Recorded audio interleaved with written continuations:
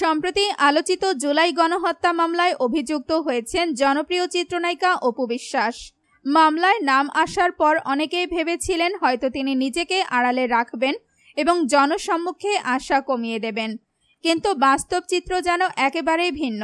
সামাজিক যোগাযোগ মাধ্যমে অপু বিশ্বাসকে নিয়মিত দেখা যাচ্ছে।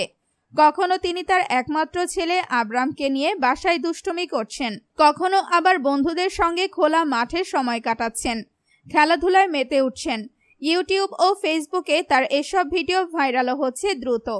অনেকেই বলছেন অপু হয়তো নিজেকে সাধারণ ও নির্ভরভাবে উপস্থাপন করে বার্তা দিতে চাইছেন, তিনি নিজেকে দোষী মনে করছেন না।